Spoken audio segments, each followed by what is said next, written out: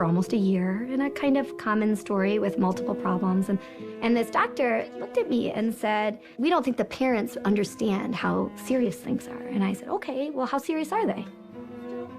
And he was like, "Well, baby's got all these problems." I was like, "So what do you think might happen?" And they're like, honestly, this baby might not ever make it home."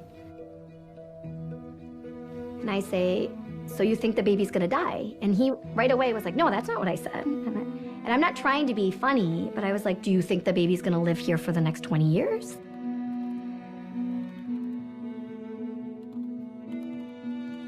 He was, taken aback, and well, I guess if you say it that way, then yeah, we're worried about that. I said, "Do you think that maybe the reason the family is confused about how serious it is you can't even say it?" We're in that awkward place where he may get better. He had some big fevers today, so it's a little hard for me to imagine. At some point, what I suspect will happen is he'll kind of start giving up the fight a little bit, and then we might see like his heart rate start slowing, and that's when, for me, that I would say maybe he was only minutes to hours.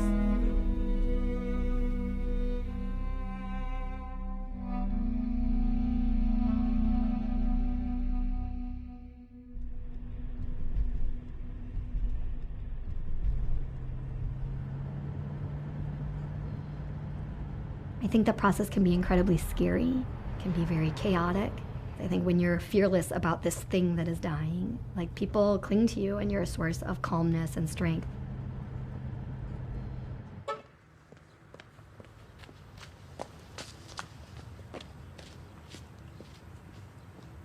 So how you been doing? I'm doing okay. You're doing okay? Yes. She's smiling? Yes, all the time. Oh, good. She's sleeping a lot, excessive sleeping. Mm-hmm. She'll sleep, and then she'll wake up at 3 o'clock in the morning, Mm-hmm. like making noise and pulling my hair and all of that, and then she'll go to sleep, and she'll sleep the entire day. Oh, I know, it's my cold hands. Just watching her a little bit breathe, like she breathes real, like light. Mm-hmm. But that's her norm. Yeah, that's normal for her. Even though this pattern of breathing is her norm, it's a little concerning. But it's keeping her going.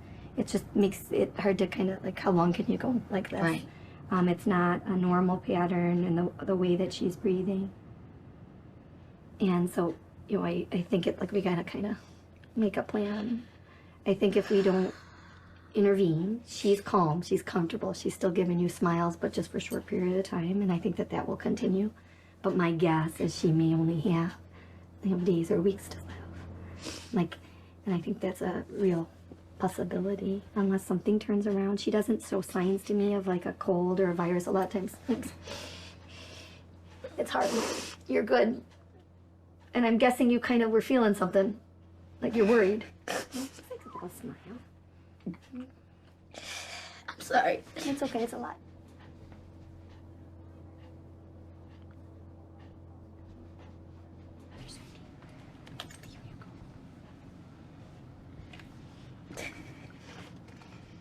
You're a good one. Thank you. I'm sorry that I had to come out and say all sorts of things. I prayed really hard that she would come home. So, I'm really grateful for the time. More than anything. She's a strong baby. No question. You're a strong mom.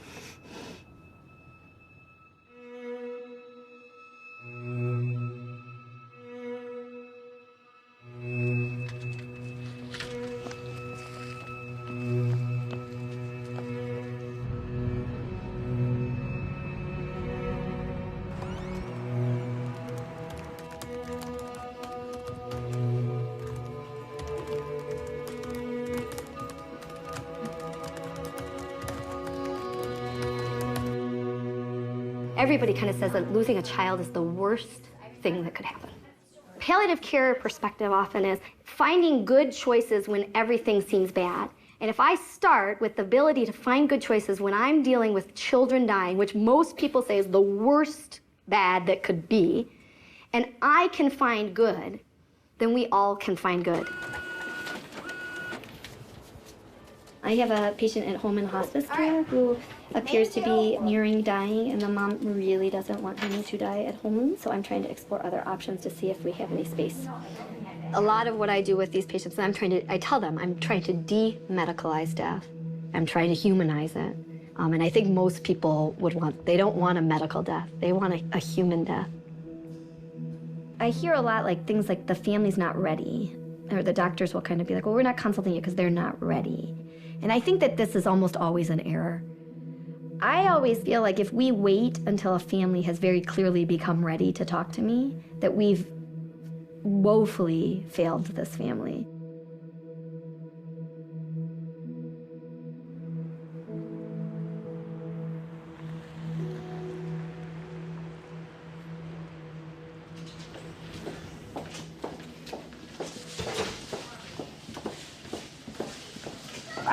Do you have a name? Or are you not worried? You do have a name? Do you want to share it or you're not? Giovanni. Giovanni? Yes. Oh, I'm an Italian. I like it.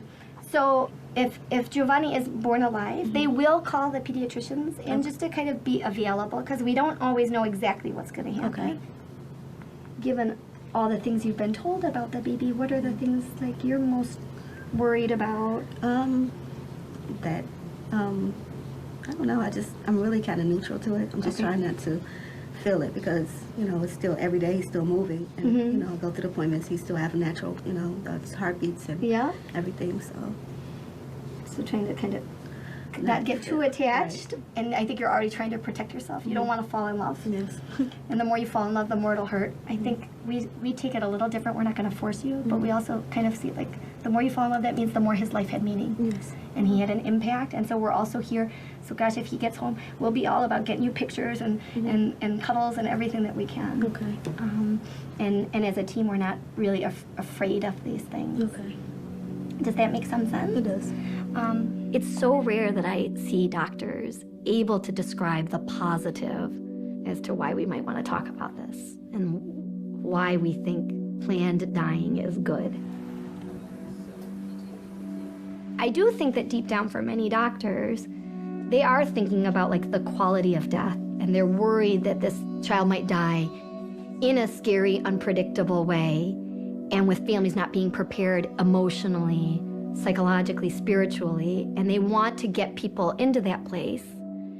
But they're not explaining to them that that's like, now what we're starting to think of is we want to plan a better death. And we've seen the bad deaths, and we want to give you a good death. Yeah, you doing okay? Yeah. And this has been hard. Yeah. I know that they took him off the heart transplant list, but I didn't know like if you felt like at any point you wanted to sit down and meet or talk about what the next steps are, because there's like the day-to-day and then there's the big plan. Yeah, I would like to know, but right now... Focusing on getting him a little better from this. Well, I hope he can continue to wake up. I totally agree with what the doctors recommended. He will wake up and he will. That's right. I'm a terrible... I've seen patients slowly dying for months on a ventilator, half a year on a ventilator. The most frustrating thing, I think, is when we're putting in a breathing tube and we are not going to be able to take the breathing tube out. They're always good. They're not going to live without it. But with the tube in place, they are stable for a period of time. With the tube in place, we can breathe for them on the ventilator and we can tweak things and we can adjust things, but we can't get the tube out. And they're still going to die. I think if you were to poll most physicians, they would tell you they would not want to be kept alive on machines. They would not want extraordinary measures to be taken. They don't have that knowledge, when you're trying to explain this to families. They don't understand really what they're going to be doing, what they're taking on. If you have just a lung problem, you just need a lung doctor. But if you have a lung problem that's affecting your kidneys, and your kidneys are now affecting your heart, and your heart is affecting this, and then you have these doctors, that's when you start having some challenges. So who's looking at everything? And I look at all these doctors, they're all trying so diligently. And then me, sometimes I kind of come in like, the overall picture is things are getting harder. And they have a problem often that is, the big causative problem is unfixable. And so we're just trying to fix all the symptoms. But if you can't fix that big problem, it's gonna come.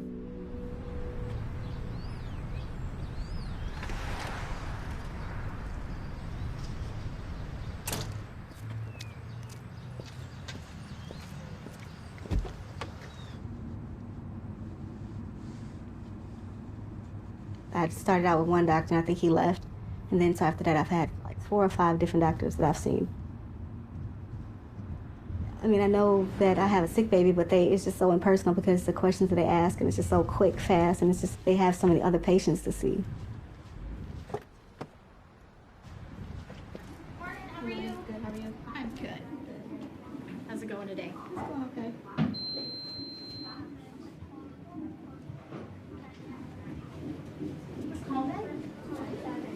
How's the baby moving? It's moving good. Cramping? No cramps. Contractions yet? Yes, a lot. A lot? Yeah. Oh, Well, often. it's just it's pretty often, but Okay. it's not painful. Yeah, and not consistent. So you know that's normal. You've had babies before, so Right. contractions here and there are perfectly fine. Any leakage of fluid, like your water broke? No. Bleeding from the vagina? No. Perfect. So we're at 38 weeks and 4 days now. I talked to Dr. Pat Warden just yesterday, the high-risk doctor. So she recommended an induction around 39 weeks. So that's Sunday. Correct. Yeah, and we also are not going to do a C-section for any reason, correct? Correct. All right, perfect.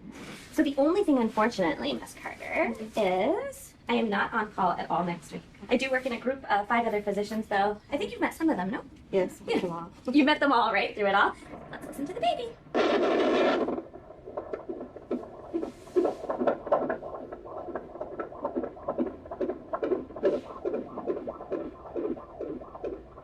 He sounds perfect.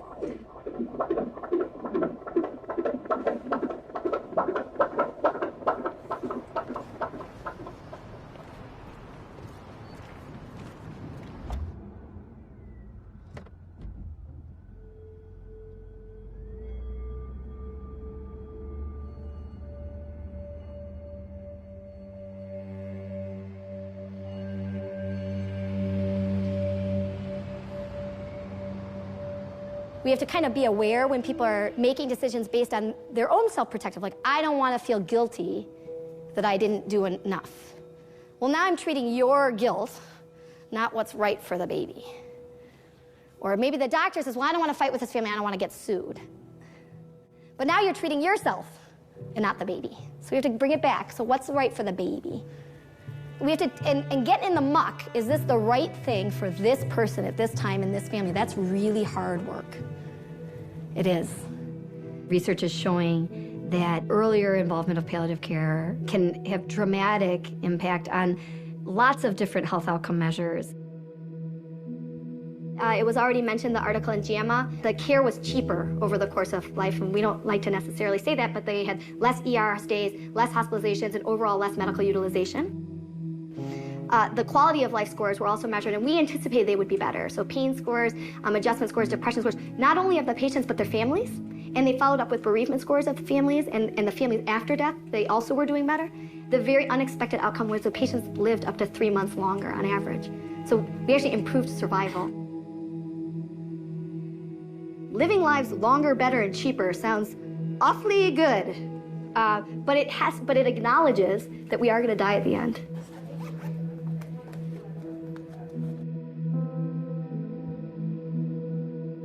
I think it's profoundly sad. The idea of dying, of not being a part of this world anymore, is profoundly sad. But it's such a reality. I don't know if it's good, I don't know if it's healthy to teach each other, to teach our children to not talk about something just because it's sad.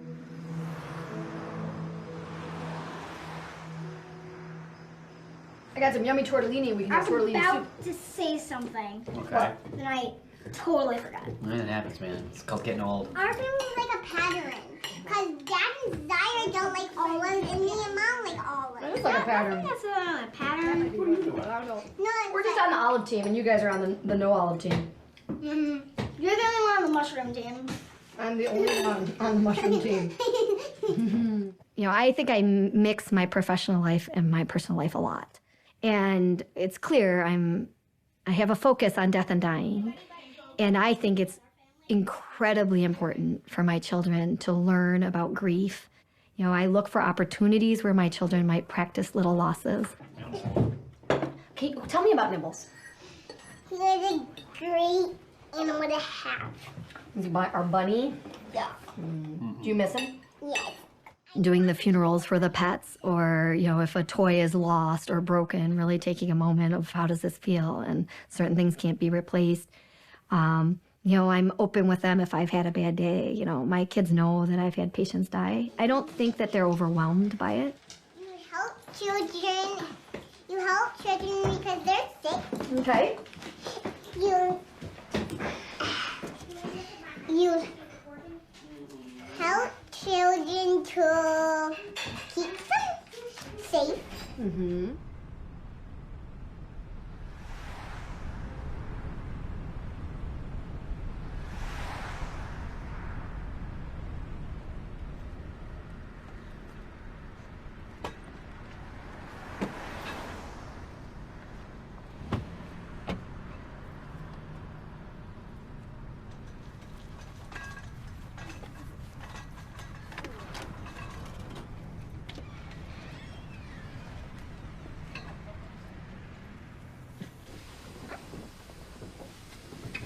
Got it. Sorry. Got it.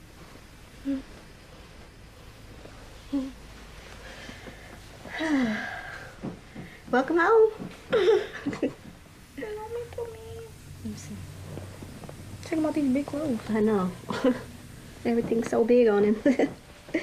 He's a little guy. He has like a little club foot. It's a little cutie. All these doctors would come in, like the heart doctor. They were doing echoes and doing all these different tests, and everybody wanted to do their own thing. Dr. Tremonti, she was kind of like, they can fix all these things, but he just won't make it. Like we were kind of having some time with him, but not a lot. So the only thing I can do is just love on him until that time comes. As a doctor who specializes in death and dying, I get asked often, like, how would you want to die? If I'm really magical about it, I would say that, I want to live till I'm 100 with everybody I love healthy. And then I'd like to magically turn into a baby and die in my mom's arms. Because I think there's not a place in the world of more peace and unconditional love.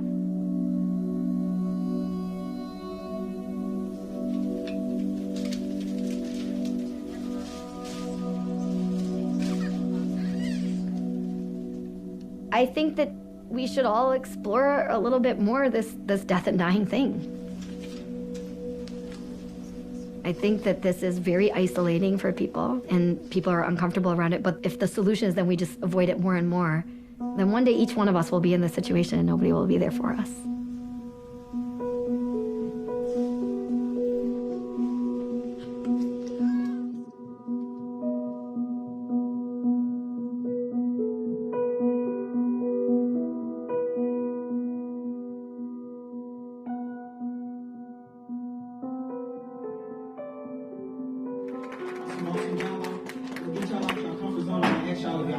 Come up here.